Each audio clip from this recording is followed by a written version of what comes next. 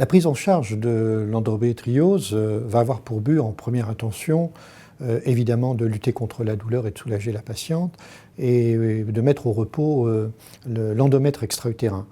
Pouvez-vous nous situer les principaux traitements de première intention de l'endométriose ainsi que leurs avantages et éventuellement inconvénients? Donc toute patiente, je dirais endométriosique ou pas, si la patiente vient pour un problème de dysménorrhée, donc de douleur lors des règles, la première chose que nous allons proposer, c'est provoquer ce qu'on appelle une aménorrhée. Donc on va bloquer les règles. Donc c'est une patiente qui, sous traitement hormonal, ne va plus développer de règles.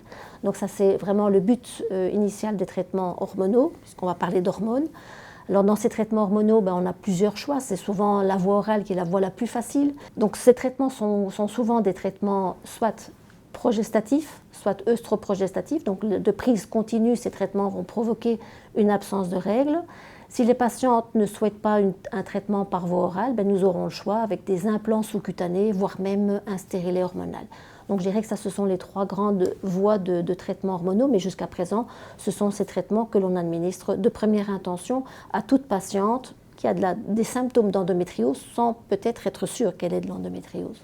Les traitements médicaux peuvent suffire en première intention, mais parfois il est nécessaire de mettre en place des traitements complémentaires. Pourriez-vous nous préciser la place de ces traitements complémentaires, en particulier de la chirurgie? La chirurgie n'est pas nécessaire chez toutes les patientes. Je pense qu'il faut d'abord proposer à toute patiente qui a une suspicion d'endométriose ou de l'endométriose avérée un traitement médical, puisque la plupart d'entre elles vont être soulagées par ce traitement médical.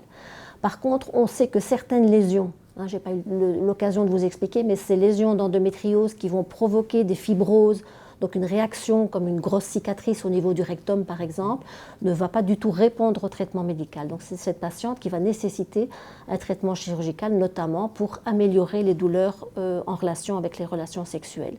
Par contre, les douleurs de règles, si on administre un traitement hormonal bien conduit et bien choisi, nous allons dans 95% des cas obtenir une aménorrhée chez la patiente.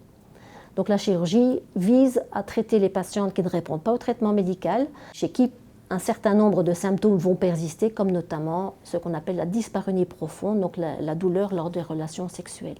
Alors par rapport au traitement hormonal, il arrive parfois que celui-ci ne puisse pas être mis en place en raison, par exemple, d'une contre-indication ou d'un refus de la patiente.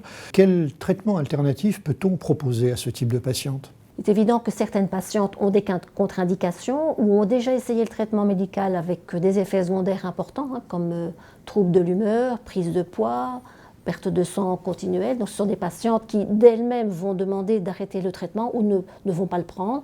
Et donc on doit se tourner vers des traitements de type anti-inflammatoire non stéroïdien. Ce sont souvent des traitements que les patientes ont déjà pris auparavant, donc on n'apporte rien de nouveau. Donc si les douleurs sont vraiment importantes et que le traitement hormonal ne peut être administré, on va probablement, en tout cas chez nous, envoyer la patiente dans un centre de la douleur pour essayer d'adapter le traitement antidouleur au problème de la patiente.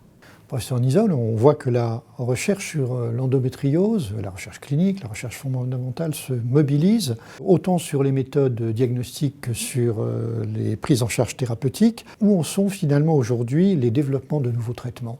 Je pense qu'il est important effectivement de se tourner vers une nouvelle cible thérapeutique. On vient de discuter ensemble des traitements hormonaux, des avantages et des désavantages, donc l'absence d'efficacité dans un nombre de patientes. Donc ces nouvelles cibles thérapeutiques doivent viser la physiopathologie de l'endométriose. Donc qu'est-ce qu'on entend par physiopathologie de l'endométriose? Donc une fois par exemple que les cellules sont passées par les trompes et sont venues s'implanter sur le péritoine, on doit essayer d'éviter cette implantation, éviter qu'elle ne prolifère, éviter qu'elle ne provoque une inflammation avec une fibrose secondaire. Donc ces cibles thérapeutiques doivent cibler non pas la lésion qui est déjà bien installée, mais vraiment tout au début, donc le fait que ces cellules soient présentes dans la cavité péritonéale.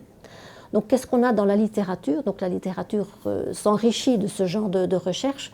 Et donc nous avons notamment des médications qui ont été testées chez l'animal, mais pas vraiment encore chez la femme, des médications qui vont empêcher par exemple le développement de nouveaux vaisseaux au niveau des lésions, donc c'est ce qu'on appelle des traitements anti-angiogénèse, mais qui sont aussi possiblement avec des effets secondaires, puisque l'angiogénèse, donc le développement de vaisseaux, est nécessaire pour d'autres organes.